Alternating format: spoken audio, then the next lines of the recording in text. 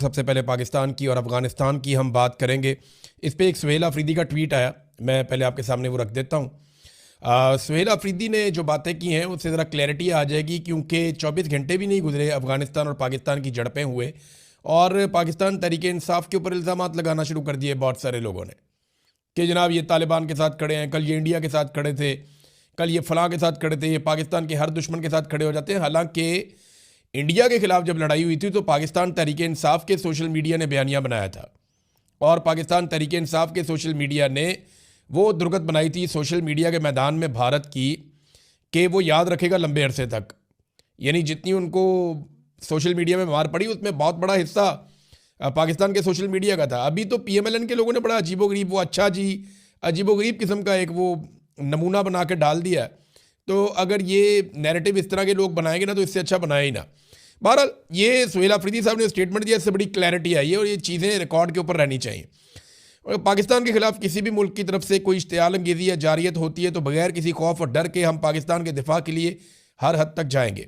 ये सिर्फ हुकूमत खैबर पख्तूनख्वा नहीं बल्कि हर पाकिस्तानी अपना कौमी फरीज़ा समझता है। अंदरूनी इख्तलाफ और गलत पॉलिसियों पर तनकीद के बावजूद बैरूनी साजिशों या जारहियत में हम अपने मुल्क और सिक्योरिटी फोर्सेज के साथ खड़े रहेंगे।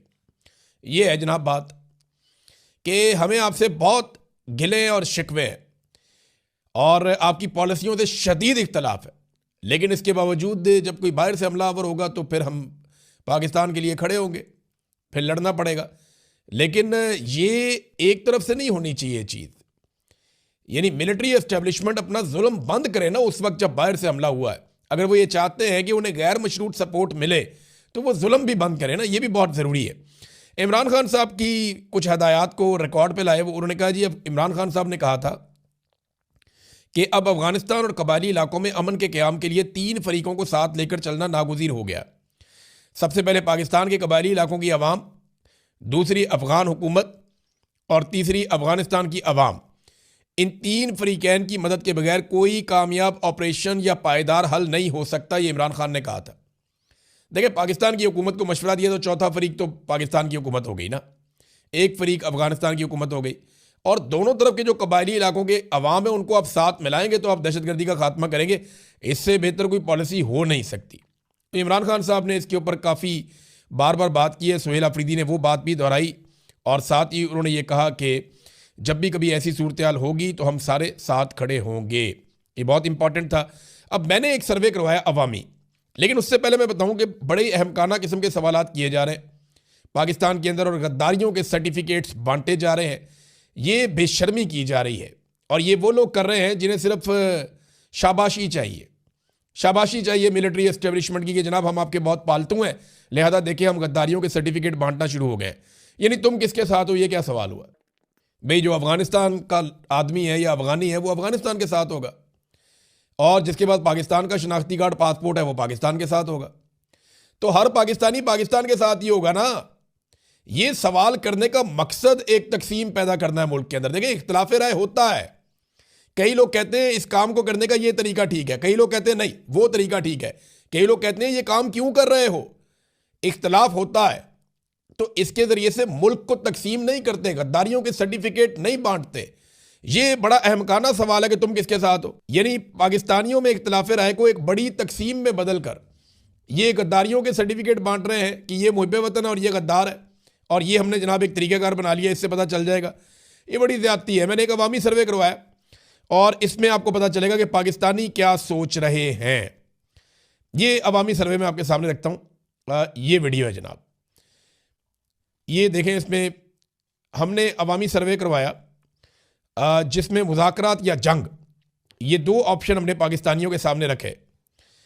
तो इसमें सवाल हमने ये पूछा पाकिस्तान और अफ़गानिस्तान के दरमियान कशीदगी और इसके सिलसिले में मुज़ाकरात से हल करना चाहिए या जंग से करना चाहिए, सवाल हमने पूछा था कि आपकी ओपिनियन क्या है बतौर पाकिस्तानी।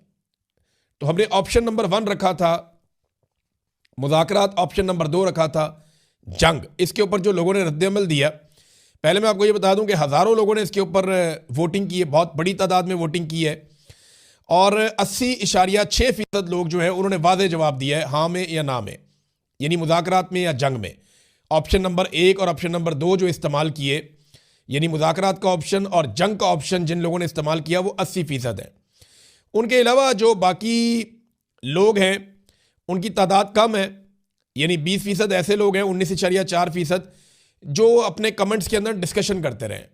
कई कह रहे हैं डॉलरों वाली जंग है, डॉलरों में क्यों चले गए, कई कह रहे हैं जी पुराने जर्नैल इसके लिए जिम्मेदार हैं, कोई ज़ियाउल हक का रोना रो रहा है, कोई बात कर रहा है, कोई परवेज़ मुशर्रफ की बात कर रहा है। तो वो लगभग हमारे पास जो जवाबात आए उनमें 19.4% जवाब ऐसे हैं जो डिस्कशन पे हैं, लेकिन 80.6% जवाब जो है वो बड़े क्लैरिटी के साथ आए हैं। उनमें लोगों ने ऑप्शन लिया है जंग का या मुज़ाकरात का। अब जनाब मुज़ाकरात के हामी लोग कितनी बड़ी तादाद में हैं, यानी पाकिस्तानी जिन्होंने हज़ारों की तादाद में वोट डाला, 89.4% मुज़ाकरात के हामी हैं, यानी 89.4%, 99.4% मुज़ाकरात के हामी हैं, और 10.6% जो हैं वो जंग के हामी हैं। यानी 90% पाकिस्तानी लगभग ये चाहते हैं कि पाकिस्तान और अफगानिस्तान के बीच में मुज़ाकरात के ज़रिए से अमन पैदा हो जाए, और लगभग 10 से 11% पाकिस्तानी ये सोचते हैं कि नहीं, ये मामला ऐसे ठीक नहीं होगा, आपको जंग लड़नी पड़ेगी। तो ये जो मुज़ाकरात की बात कर रहे हैं, क्या ये सारे गद्दार हो गए? और वो जो 10-11% ये कह रहे हैं जनाब जंग कर लो, तो वो सारे मुहिब्बे वतन हो गए? ये तरीक़ाकार ना करें, ये ज़्यादती ना करें, पाकिस्तानियों को गद्दार ना करें, और इतनी बड़ी तकसीम पाकिस्तान के अंदर पैदा ना करें। लोगों की अपनी अपनी सोच और अपना अपना तरीक़ाकार होता है। इसकी बुनियाद के ऊपर, इख्तलाफ रखने की बुनियाद के ऊपर, लोगों की हुब्बुल वतनी के ऊपर क्रॉस ना लगाएं। ये बेवकूफ़ी है और ये अहमकों वाली हरकत है। इससे पाकिस्तान में नफरत फैलेगी और कुछ नहीं होगा। अब नाज़रीन, लोग जो है ना मुख्तलिफ हक़ाइक़ निकाल निकाल कर सामने रख रहे हैं। मिसाल के तौर पे ये डोनाल्ड ट्रंप का एक स्टेटमेंट है, इसको सबूत के तौर पे पेश किया जा रहा है। ये जो पुराना स्टेटमेंट है डोनाल्ड ट्रंप का, जिसमें डोनाल्ड ट्रंप ने कहा था कि अफगानिस्तान से हम बगराम एयरबेस लेंगे, उनसे हथियार लेंगे, और ये उनकी ख्वाहिश थी, और उसके सिलसिले में उन्होंने कहा था इक़दाम होंगे। उसके फ़ौरन बाद भी पाकिस्तान ने एक अटैक किया था अफगानिस्तान के ऊपर, एक झड़पें तब भी हो गई थी। और पाकिस्तान का रवैया डोनाल्ड ट्रंप के इन स्टेटमेंट्स के बाद बहुत तेज़ी से अफगानिस्तान के साथ बदला है, और बातचीत के बजाय हमने उनके साथ डायरेक्टली लड़ाई शुरू की है, और अफगान भी लड़ाई कर रहे हैं। वहाँ की हुकूमत जो है उसे भी मुज़ाकरात करने चाहिए, पाकिस्तानी हुकूमत को भी मुज़ाकरात करने चाहिए। डोनाल्ड ट्रंप ने जो मौजूदा लड़ाई हुई है उसमें खुशी का इजहार किया है, और अमेरिका पाकिस्तान के साथ खड़ा हुआ है इस लड़ाई में। मैं इसकी मिसाल आपको दे देता हूँ। एलिसन एम हुकर जो हैं, ये अंडर सेक्रेटरी हैं यूनाइटेड स्टेट्स की पॉलिटिकल अफेयर्स की, और इन्होंने एक स्टेटमेंट दिया है कि पाकिस्तान के फॉरेन सेक्रेटरी से मेरी बात हुई है, और जो नुकसान हुआ पाकिस्तान का अफगानिस्तान के साथ लड़ाई में उसके हवाले से, और हम सिचुएशन को मॉनिटर कर रहे हैं क्लोजली। और इसके अलावा उन्होंने कहा जी पाकिस्तान को अपने दिफा के हवाले से हम पूरी सपोर्ट दे रहे हैं तालिबान के हमलों के ख़िलाफ़। तो अमेरिका जो है वो इस सूरत हाल में पाकिस्तान के साथ खड़ा हो गया है। और डोनाल्ड ट्रंप से जब इस हवाले से सवाल किया गया तो डोनाल्ड ट्रंप ने कहा, यानी खुशी का इजहार किया, यानी शाबाश वाला अंदाज था उनका। उन्होंने तारीफ़ की फील्ड मार्शल की और शहबाज शरीफ की। उन्होंने कहा पाकिस्तान अच्छा कर रहा है, मुदाखलत नहीं करूँगा। तो थोड़े दिन पहले ना कुछ लोग कह रहे थे कि तालिबान के साथ इसराइल मिल गया। वो एक आर्टिफिशियल इंटेलिजेंस की वीडियो बनी हुई थी। उस वीडियो की बुनियाद के ऊपर पाकिस्तान के बहुत सारे दानिश्वर, बहुत सारे सहाफ़ी, वैसे आर्टिफिशियल इंटेलिजेंस भी ऐसी चीज़ है, ऐसी ऑडियो वीडियो मिक्स करते हैं पता ही नहीं चलता। बाद वक़्त बंदा फंस जाता है, मुझे गलतफहमी हो जाती है। लेकिन कुछ चीज़ें होती हैं कॉमन सेंस में आती हैं कि यार ये तो हो ही नहीं सकता। तो वहाँ पे इसराइली वज़ीर-ए-आज़म के खाते में तालिबान डाल दिए अफगानिस्तान के, उन्होंने कि ये मिले हुए हैं आपस में, और वो कह रहे हैं इनको सपोर्ट करेंगे। और अब जो नेतन्याहू हैं, उनके बड़े जो हैं डोनाल्ड ट्रंप, वो पाकिस्तान को सपोर्ट कर रहे हैं। तो वो दानिश्वर अब इस बारे में क्या करेंगे और क्या कहेंगे? सवाल तो ये पैदा होता है ना। अब बताएं ना, आप वो इस बारे में क्या कहते हैं। तो ट्रंप की जो ख्वाहिश है उसके बाद पाकिस्तान और अफगानिस्तान के हालात ज़्यादा ख़राब हुए। पाकिस्तान को बैरूनी ख्वाहिशात की बजाय अपने अंदरूनी मामलात की तरफ तवज्जो देनी चाहिए। ये एक वॉरफेयर एनालिसिस, एक अमेरिका का पूरा एक सिस्टम है, और इसके अंदर काफ़ी लोग एनालिसिस करते हैं। उन्होंने ये बताया कि एक एटमी कुव्वत को कभी भी बाहर से ऐसा ख़तरा नहीं होता जो अंदर से होता है। तो पाकिस्तान को अपने अंदरूनी मामलात में काम करना होगा। एक तो उन्होंने वजह बताई कि डोनाल्ड ट्रंप की ख्वाहिश की तकमील है। दूसरा उन्होंने कहा जी कि ये जो लड़ाई है इसके पीछे पाकिस्तान के अंदर मामलात बड़े गैर मकबूल हो चुके हैं। जो रजीम इस वक्त पाकिस्तान के अंदर काम कर रहा है तो वो आवाम को अपने पीछे खड़ा करना चाहते हैं। फिर उन्होंने कहा जी असल मसाइल से ये पाकिस्तान भटक रहा है, अंदरूनी खामियां पाकिस्तान को अपनी दूर करनी पड़ेंगी, दहशतगर्दी को पाकिस्तान के अंदर से इसका खात्मा करना पड़ेगा।